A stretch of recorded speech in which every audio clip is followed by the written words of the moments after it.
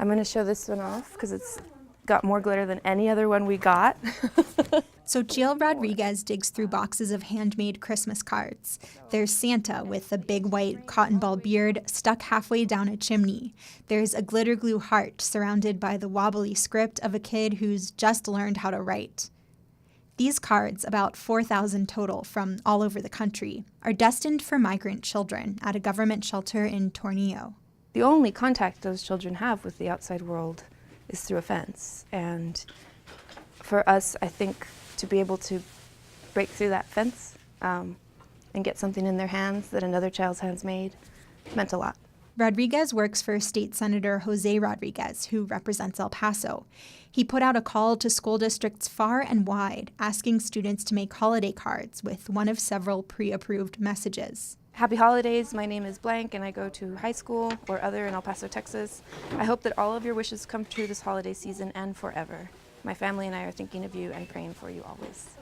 Tornillo opened last summer as an emergency shelter at the height of the Trump administration's family separation policy.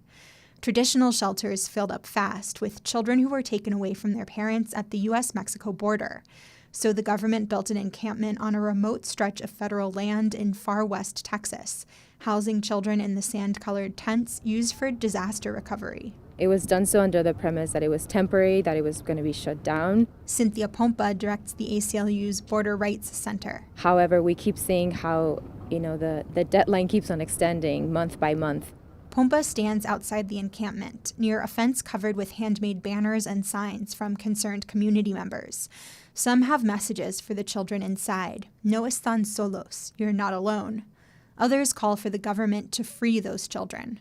Tornillo houses unaccompanied minors, children who cross the border on their own and plan to join sponsors in the U.S., typically a parent or family member, while they pursue their immigration cases.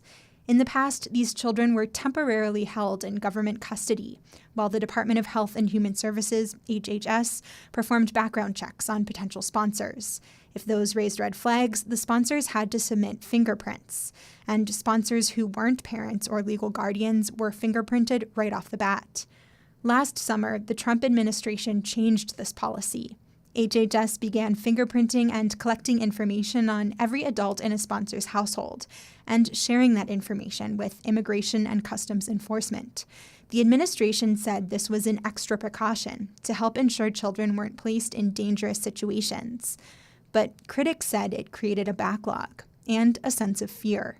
Here's Hawaii Senator Mazie Hirono speaking at a rally outside Tornillo. That is doing two things. One, it's creating tremendous delays in approving these sponsors. The second thing is I think it has a chilling effect on sponsors coming forward because some of them are undocumented and fear being deported. After this policy change, the number of children in government custody swelled, and their stays became much longer. I think there's a bottom line principle, which is that children shouldn't be held under these kinds of circumstances. Camilo Perez Bustillo is with Hope Border Institute, an El Paso-based advocacy group. He was part of a team that observed and interviewed children in Tornillo for a government investigation of shelter conditions. But Perez Bustillo says in some ways, conditions are beside the point. Children simply shouldn't be held in prolonged detention. The mere fact of their detention, the mere fact of their confinement and deprivation of their freedom under these circumstances, in the desert, in tents, in units that house 20 kids, right, in 10 bunk beds, and in this militarized regimen, all of that adds up in itself to a form of cruelty and abuse.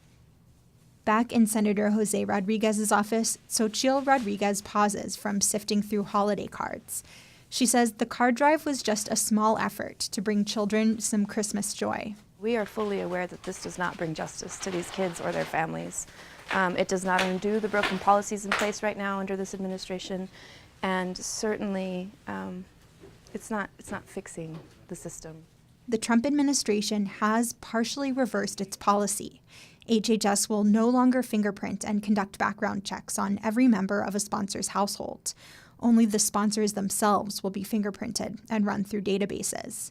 In an interview with NPR, Lynn Johnson from HHS said her agency found the extra screening, quote, is not adding anything to the protection or safety of the children, unquote.